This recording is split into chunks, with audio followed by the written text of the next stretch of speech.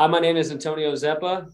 I'm with Zeppa's, where we provide a service for every season, and I am a hardscaper. Welcome to the I Am a Hardscaper series on the How to Hardscape podcast, where we sit down and interview a hardscape business owner and do a deep dive on how they became a hardscaper and how they operate their business. The cost of doing business is going up, and you need to know your numbers now more than ever.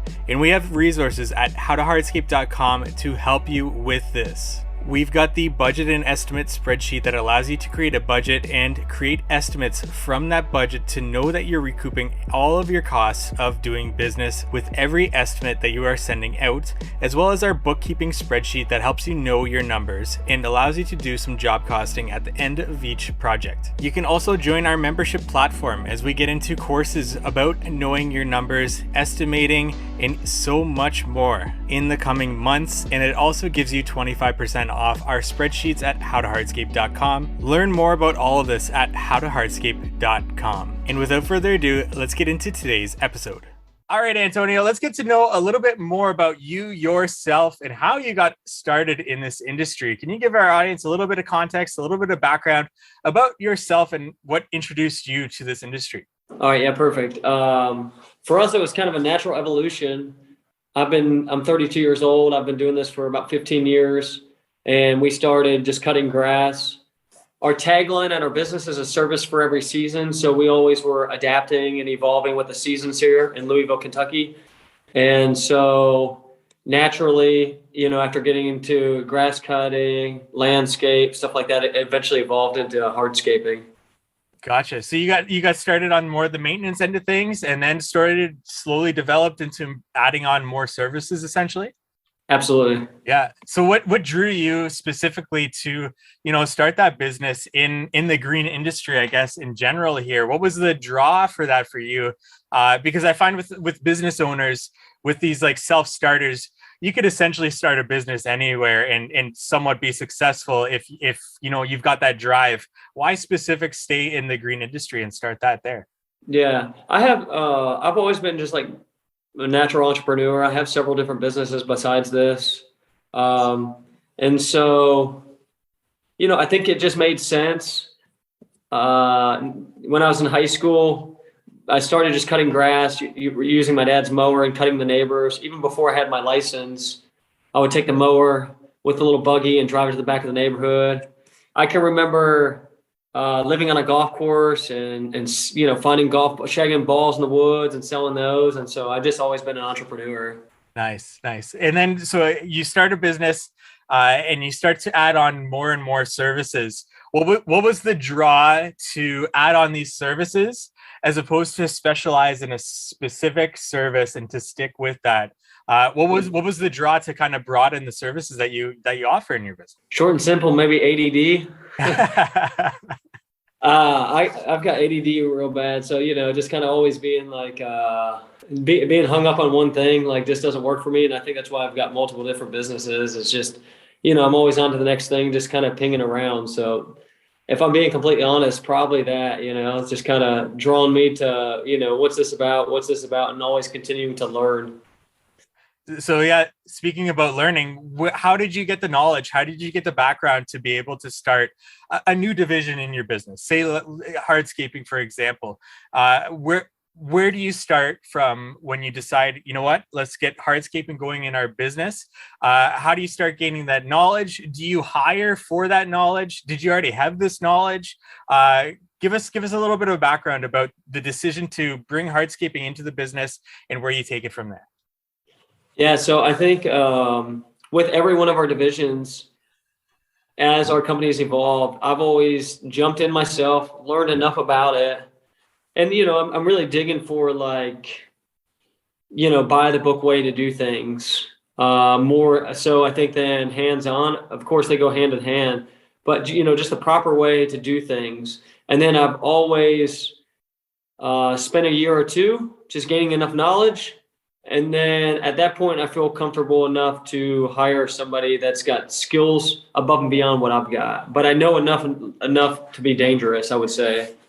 You start hardscaping. Where does hardscaping fall in the timeline of starting your business? Can you give us like a little bit of context of the timeline of your business and the different services that you added on? Yeah. So, when I say 15 years, it sounds like a long time. I've been doing it but that was through high school. So you can imagine going to school and playing sports, it's more or less part-time. I've got a business degree in marketing. I enjoy marketing. I love it. And I did it through college as well. So going to school full time, getting a 4-year degree and running a business is quite difficult. So I would say maybe the last 7 years or so, we've been doing it full time, full time. We decided when we got done with school, I've got a partner, my brother. We decided, we both graduated and we said, hey, let's just keep doing this full time. And that was like, day to day, 365 a year kind of thing. And that's kind of where we're at. So I guess to get back to the question about the hardscaping was realistically probably like the last like 7 years. This is when me and him were doing a little bit more of the work, dabbling in it and stuff like that. Just enough to be dangerous, know what we don't know, and to be able to hire people that do know what they're doing. And I think just the last like 2 or 3 years, we've gotten away from just doing a hardscape. So we're not going to just do a patio. We have got a designer on staff, really good landscape architect, and we want to be able to build the entire package: the lighting, the landscaping, everything from the way the furniture lays out, and so on and so forth. To transition to kind of what we were just talking about before this interview, you started hardscaping, and I think a lot of people might look at that and say, you know what, our profit margins in hardscaping are greater than what they are in maintenance. Why don't we kind of transition to more of a hardscape only business? Because we see the margins there. Let's go all in on hardscaping. Maintenance maybe doesn't make the same profit margins in our business. So let's kind of cut that out and transition and really specialize. Why in your opinion, is it important to hold on to those services that got you to where you are at this point and helped you kind of scale up? Why have all these different services, as you say, your tagline, a service for every season? Mm-hmm. Yeah, that's a good question. So I think that I was headed towards that maybe 4 and 5 years ago, at least a lot of thought, thinking, hey, maybe we'll just do, this and this only, design build. I've got a consultant that I've worked with 5 or 6 years and out of St. Louis, industry specific. And, after talking with him, it's just really important to have a healthy balance. Some of the design build stuff is not recession proof. It's going to take some pretty heavy dips. We were talking about before the interview as well as like sellability, as far as is the business sellable when you want to retire or when you want to, move on, whatever that looks like. And people just flat out aren't buying design build businesses. They're buying reoccurring residual income, commercial, residential, stuff like that. And so I think it's important to have a really healthy balance. Anybody that's not, anybody that currently has maintenance services, I'd recommend, to continue growing that and make them work hand in hand instead of getting rid of them. Have you sort of stepped further and further away from the maintenance side of things? Is that kind of, or at least are you working towards having that running kind of by itself and focusing more on, say, like a design build aspect, more of the business, or what's your plan, I guess, as you yourself and operating in the business? What's your plan as where you are right now and where you're going to be moving forward in your business? So like I said earlier, I got a business partner. He's been department focused on a couple of our departments. He's moving to an entirely new role, which would be operations as a whole. So any of our maintenance operation, he's going to be in charge of. And we were just looking at an org chart before I came in here, and where I'd be is next to him in a different capacity on the construction side. So construction manager, implementer, subs, designer, stuff like that. So kind of less focus on the maintenance. We have that pretty dialed in, and more focus on the construction side of things. So then where do you make the decision? Actually, let's stick with the partnership for a little bit because that's interesting. How do you guys decide what you're going to do in the business? Do you guys know each other's strengths at this point, know each other's weaknesses, and do you play to each other's strengths, or how do you decide on what you're going to do in the business between the two of you? Yeah, so there's this thing, pretty interesting. There's this test that I did in a mastermind group, and it's called the Colby test. I'm not sure if you've ever heard of it. I've heard of it. I've never taken it though. So it measures you in like 4 different categories. It's got like implementer, it's got visionary, it's got all these things. And it rates you kind of on a 1 to 10 scale. And like I always knew, like me and Andre, my brother, worked really well together. But like this just really confirmed it because where I was a 9, he was a 1, and where I was a 9, it literally fit together. Like our scores together would equal a 10, like every time. And so like it was just like, all right, this makes sense. Why we work so well together. Yeah, no, that you always need somebody to kind of complement yourself. It's especially going into business, that's a tricky thing to do, and to especially being brothers, withstand any turmoil that the business might suffer, and keep your relationship strong in and all of that. Do you have any advice for somebody out there perhaps thinking about going into business with their brother, with a family member, or with a friend to help keep, I guess, business and family separate, to help keep that relationship strong between the two of you? Yeah, I if I'm being completely honest, I probably wouldn't recommend it. Not because ours doesn't work. I just hear too many horror stories. Yeah.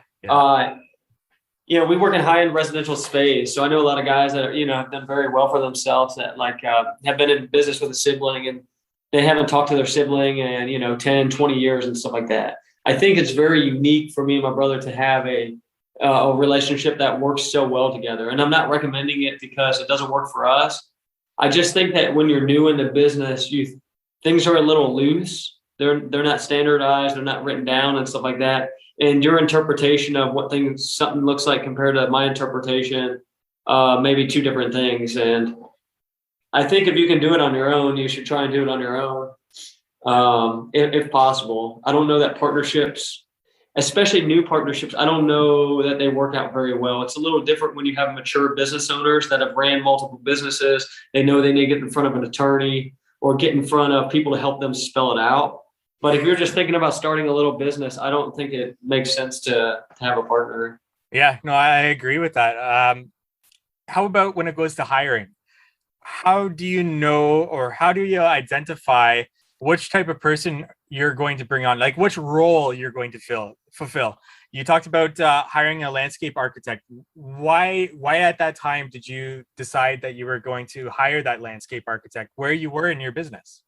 Probably my strongest suit is like a visionary, just kind of like forecasting and kind of seeing like, all right, what's this operation look like in 5 years and 5 months and stuff like that. And I've always hired well before we need these people. I think, when people look at some of the positions I have now, they're like, it doesn't make sense. The size company, should be double to support what we have. And so I've always just found, like that I just want to be ahead of the curve a little bit. I can even remember like when we hired our office manager, 6 years ago, it was just me and my brother. And then we hired our first office manager. And I can remember going from like a part-time gal that was answering phones. I had this retired lady that was answering phones. And my mom was helping me a little bit at the time. She's like, I don't think you need someone part-time. And so like every time, we have a controller on staff now, and we have a designer, and we have all these people that, I think if my consultant didn't know, if he came in today and didn't know anything about our past, he would say, hey, wait, you don't have enough revenue to support these people. I've always just found a lot of value in getting these people in here and letting them help grow us to the next level. Let's expand on that a little bit more. Like what value is that? Is there value in not only being before your growth so that you are able to grow, but is there value in bringing somebody on and kind of giving them the reins a little bit, especially as like a landscape architect, to kind of form what they kind of see as well, and to like, is there value, if you kind of follow my drift there, is there value in in allowing not only the person to grow in the role, but also to grow with the company?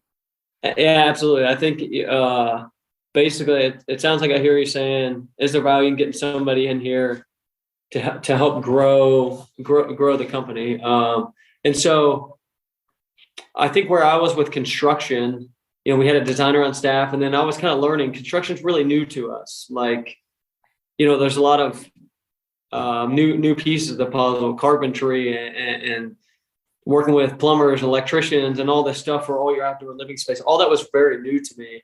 And I've tried to learn. And then this is the year, I think I did it for about 2 years. And then now I feel like I've got enough knowledge. We got a guy starting tomorrow as a construction manager. But it goes back to, the kind of thing I was saying before, where for me, I've got to feel comfortable getting, a year or two underneath my belt to fully understand and make sure that this guy knows what he says he knows, if that makes sense. Yeah, no, absolutely. So what does that onboarding process look like for a construction manager coming in tomorrow? Are they gonna float around the office a little bit, or do they get thrown right in there and have their role already set? Like, what does the onboarding process look like? Mm-hmm. As much as I'd like to have it streamlined, I think we can always get better. He already came out and filled out paperwork and stuff like that. We have a pretty tight knit, company culture and family here, and so it'll be pretty easy. I would love to be able to work through a checklist, and I just don't. We're just not there. That's just not the case. So tomorrow, he'll come in and he'll just get familiar with the organization, what people's roles are, and he's actually going to have to spend quite some time with other people besides myself, because I have a big meeting coming in tomorrow. So Gotcha. But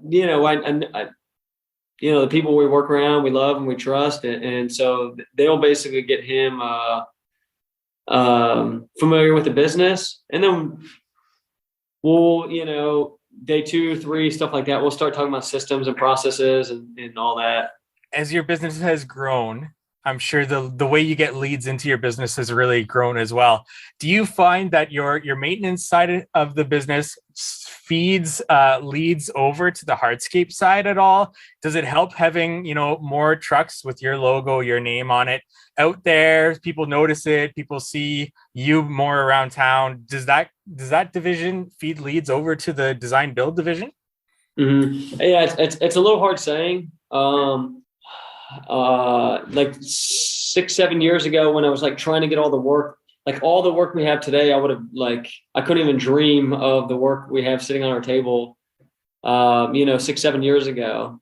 And so it used to be upsetting when we'd do a maintenance account and then I'd see this DB company come in and, it's like, hey, we could have done this.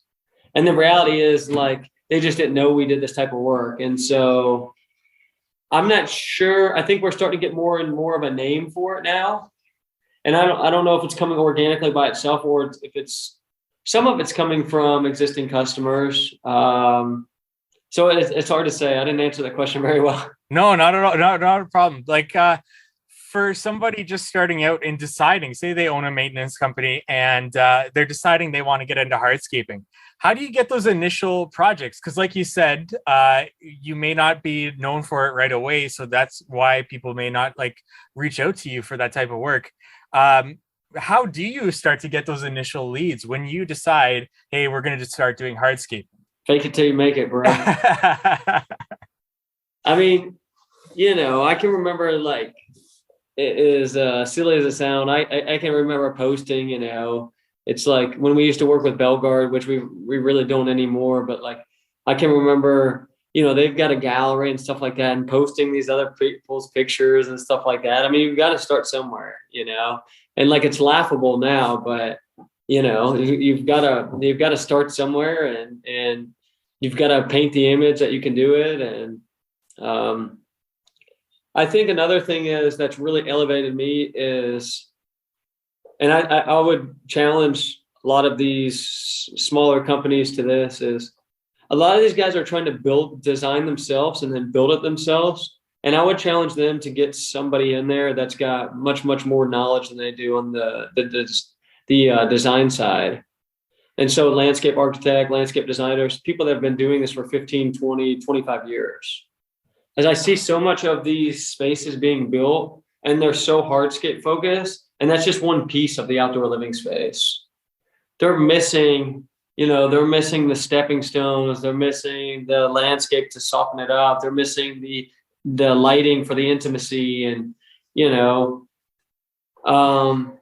I see a lot of guys gravitating towards maybe the hardscape and then the lighting, or the hardscape plus the landscape. But like, it's much more than that. It's the furniture. It's there's a lot to it.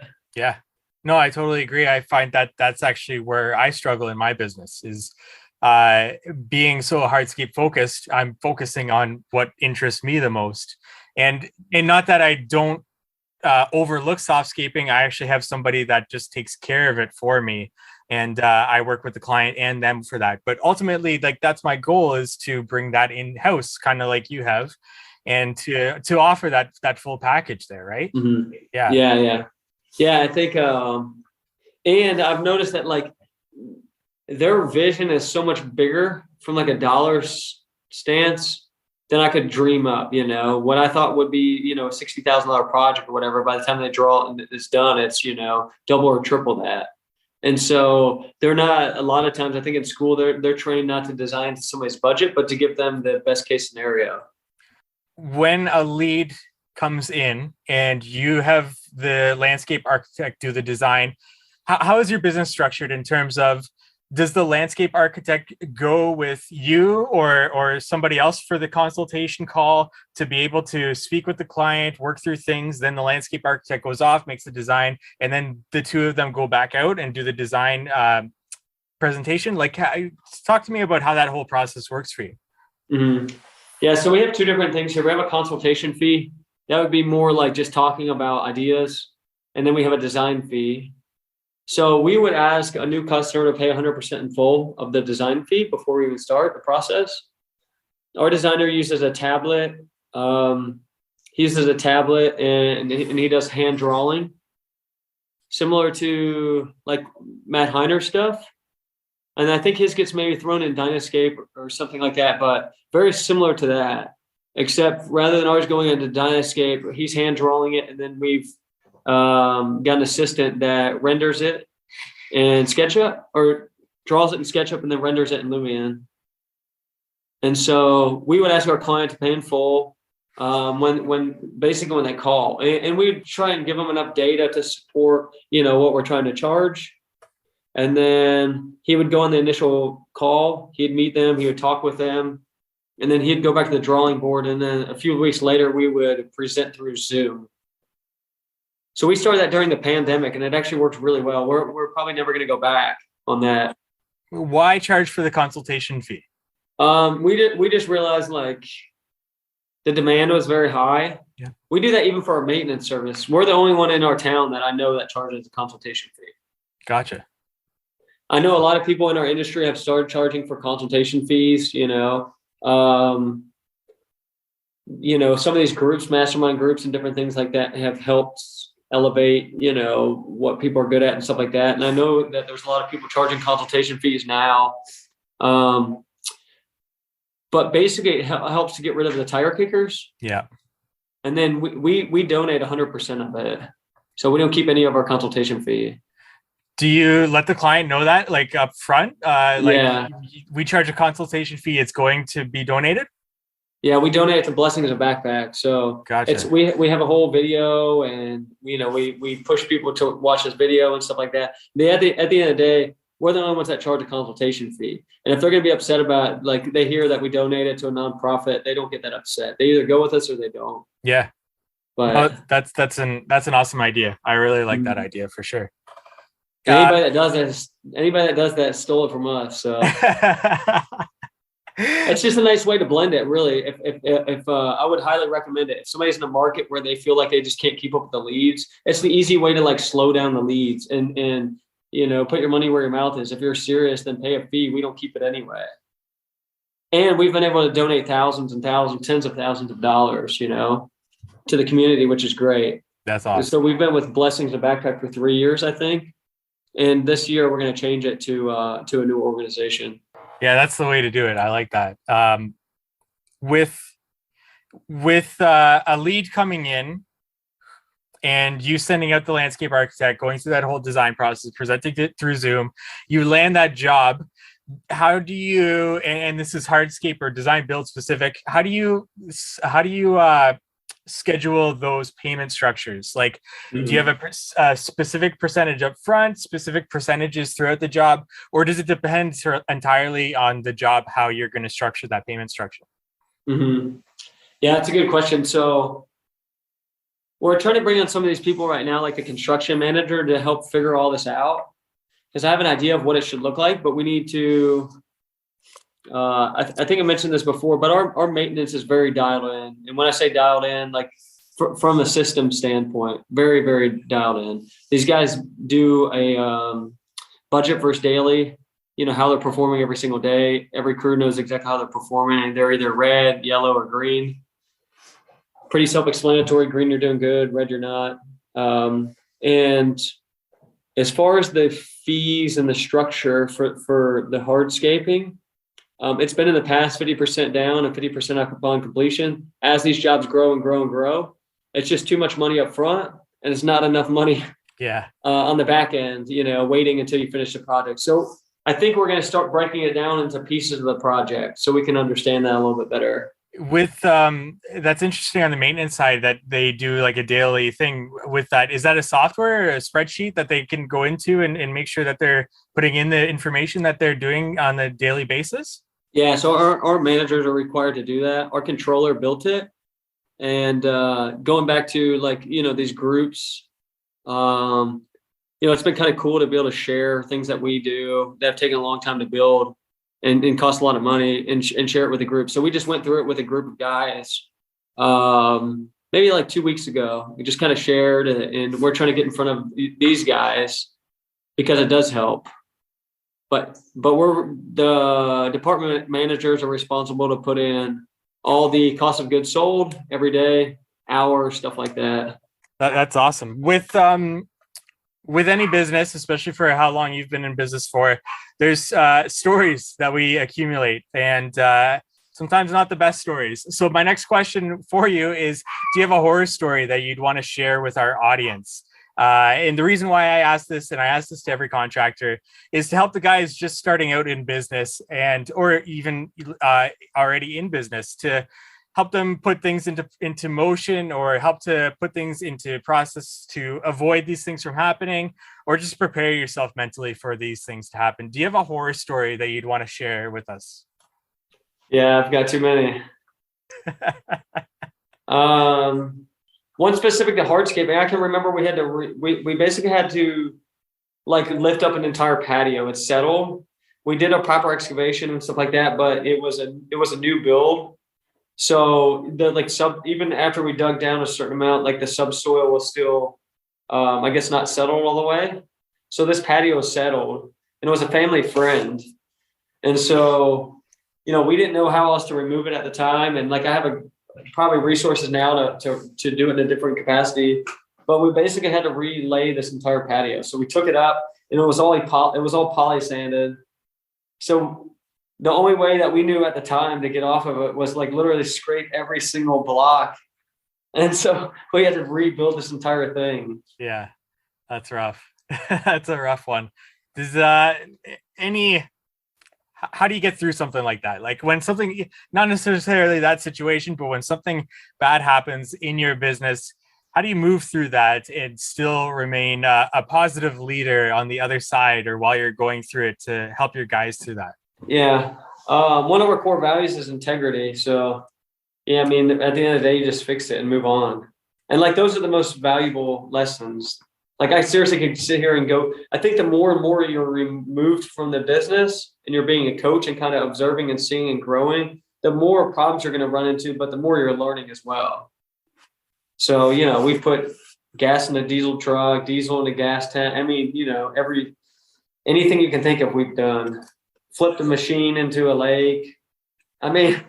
Everything. Oh, man. Well, speaking about machines, do you have pieces of equipment or installation practices or tools or anything that you really stand by in your business that you use on a daily basis, or you couldn't see your business operating without? Anything in terms of installation equipment, tools, anything that you'd want to kind of highlight here? Yeah, I think I'm like really into the tech side of things. So I can talk about those in a minute. I really don't know. I feel like there's some guys that are super efficient out there that they're heavy equipment focused. I kind of just look at what these guys use, and I don't know that our team even knows they need that tool. But I kind of introduced it. Like we just introduced a buggy. I know a lot of guys are big on the buggies. Like I don't think that I could go to a show and say, "Hey, we need this buggy," but I see these guys using it and understand. All right, it does have a lot of value. Or an excavator with the tilt and stuff. We don't have one of those yet, but I see the value in it. And so we have purchased a lot of equipment, but it hasn't been from within, guys wanting it. It's kind of externally looking at peers in the industry and how efficiently they're working. I agree. I think like going to trade shows is great, but I think to one up that is to actually see it being used, especially by our peers on the job site, to really see the functionality, the use out of those pieces of equipment, and to really apply that to where that works in your business. Yeah. As we kind of close out here, I got a couple more questions for you. One being, do you have anybody you'd want to give a shout out here on this podcast? Anybody that's helped you along the way, whether that's online, offline, you look to them for influence in any way, shape, or form. Anybody that you'd want to give a shout out here on this podcast? There's a lot of people, man. I've been really fortunate to be able to go see like some large companies and be really, really inspired. And like now, we don't have a huge company, but I try and be inspiring to guys maybe where I was 10 years ago. And just, I'm very busy in my business. So I don't know that I can give back as much as I'd like to right now, but I know that's going to be a big part of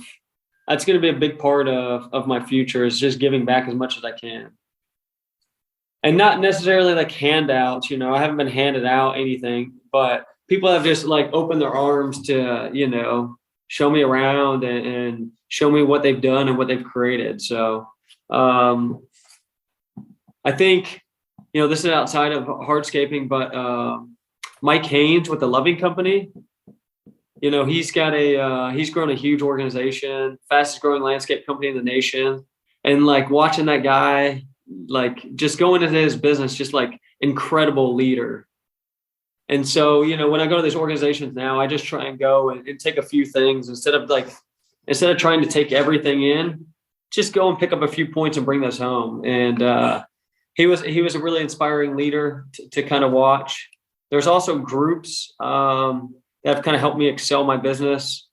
Jack Kelly's got a group that I'm part of, and there's just a lot of guys in there that are sharing knowledge that helps elevate the industry, and I'm all about that. Just trying to elevate the industry as much as possible, and going back to the equipment and stuff like that. Just like watching guys like Jeremy Swihart and like Andy Mulder, those guys are like equipment gurus, man. Like. We built out a trailer last year, and it's like we built exactly how they had it. And, I'm buying the buggy because these guys are using it and stuff like that. Not because I necessarily want to be like, I want to be just like them, but I just see how efficient their business is with these units. And it's incredible to see one guy do what 3 and 4 guys used to do. With being able to kind of peek under the hood of these other organizations, and you've been able to kind of go out and visit and talk to people, any advice on somebody that wants to do that? Like, how do you go about being able to visit another company? Do you just ask? Is this something that you pay to be a part of, to be able to go out there? Any advice on guys that want to be able to, say, visit a local landscape company, to be able to check under the hood and to see their organization? How do you do that? I think most of these guys that are running these organizations that are inspiring or have grown, they're typically good leaders. So like they're not growing the organization because they've got any special sauce. They're a really good leader. And typically, if they're going to be a good leader, they're willing to share their information. And so my recommendation would be to reach out to somebody and just ask. Like, I can't think of a time that I paid to go site visit somebody's facility, even though I know it's out there. In fact, I would argue that you would get less information, if you paid for it and you go with a group of people than and just flat out asking. I got people that, ask to come check out our operation, and that's fine, and I want to share it because I know when I ask these other people in a different state, they open their arms and let you in and share their, what you feel like are secrets. And so just flat out ask. It's, it's not a big deal to not know what you don't know. Can I come down there and check out your organization? Yeah. Awesome. That's something in the future that I'd like to do. But for now, we're kind of stuck up here in Canada. We actually just had a bunch of guys in town for the GIE. So like they do H&A here. Yeah. And then we just finished a new facility, and like everything went into this place, man. Like everything we've been working on for the last 12 months. So then we did there was a company that did their launch party here. So like all these guys that I know through social and that I'm in these groups, we all were able to come together and just have a big bash, which was sweet. That's wicked. That's awesome. So like, guys that are like on the other side of the country that you would never otherwise meet and stuff like that. I'm trying to think. There's some people in Michigan, like the Nunez and Evan with like Pride. I'm trying to think the Vaughns. They're out of Ohio. Just people that like it was just really cool to have everyone come together, and I would love to be able to continue to do something like that annually. As we close out this interview, got one last question for you, but it's a good one. What is one thing that you know now that you wish you knew from the very beginning when you first started your business? What's that one thing that you know right now that you wish you knew from the start? Probably to get in a different industry. Expand on that for us. Why is that? I learned a lot of, like I said, I've got several different businesses, and I feel like this is the hardest one. And I learned a lot of lessons here that I try and take for other businesses and try and learn from, and maybe may or may not do. And I think I love our industry, and I'll probably do it for the rest of my life. I think for me, it's an avenue to get into some other things. It's a lot of work. I mean, when you're talking about equipment management and client management and weather, it's a lot of work. I think there's a lot of other businesses. There's also low barriers to entry. So like, Bob next door could start Chuck in a truck could start a business tomorrow and he is competing with you, And so the low barriers to entry makes it to where it's a very competitive market. I think a lot of people don't know their costs. They can stay in business for a long time and not know their costs. And it just drives down the whole industry. So like for me, I want to be involved on a national level as much as possible to elevate the industry, whether that's just with horticulture techniques, whether that's with pricing, with whatever it may be. Like we're constantly students, and we need to continue to elevate the industry. I think in a lot of cases, like people are still charging the same price they did in '99, over 20 years ago. Yeah. Great things of topics of discussion. Do you want to talk about any of your other businesses, or do you want to just stay focused here on your maintenance and hardscape business? Yeah, I got a couple I'll expand on. So talking about, this business leading into other avenues. I've got a laser engraving business. And basically we specialize in printing whiskey barrel heads. So being in the, bourbon capital of the world, we have availability to a lot of whiskey barrels, and we just take the heads and we engrave them. And I've done this for tons of hardscapers, landscapers. We ship them out all over the nation. So that's one thing. We've got several, the landscape business has allowed me to get into some rental. I think we've got maybe like 6 or 7 tenants between our facility now and the facility we used to have. I have some landscape tenants here. Oh yeah. It's kind of funny. And then we're building a event space right now. It's called the Greenhouse. So it'll be called the Greenhouse at Zeppa's, and the event space on site at our facility. And we've probably been into it 6 months now, and it's starting to really start to take off. And so you've been able to apply things that you've learned with this first business and to start to, build these other businesses up and have all these different avenues of revenue coming in now. Is this the plan moving forward to kind of scale all of these things up? Yeah, I think, our tagline is a service for every season. And so we're spread really thin. And one thing I've learned with these other businesses is just to like really stay focused on that one item. And just stay focused on that one item and keep pounding and grinding and staying focused and not really deviating from that path, because you'll be a lot of things to nobody, and you want people to know what you specialize in and what you're good at. Well, awesome conversation, man. Where can our audience go to learn more about you, yourself, what you've got going on, all your different businesses? Where do you want to direct our audience to? We have a social, probably Instagram. I think Zeppa's is our handle, or service for every season. And then we're constantly trying to work on our website and stuff like that. That's zeppas.com. So you guys can check that out as well. Awesome. Antonio, thank you so much for your time here. Thank you.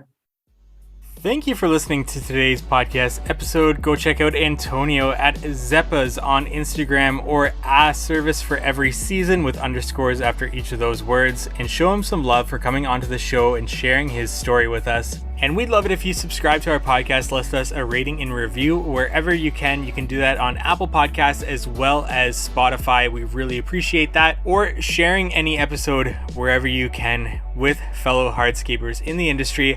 That is much appreciated. And we look forward to meeting with you next week on the How to Hardscape podcast.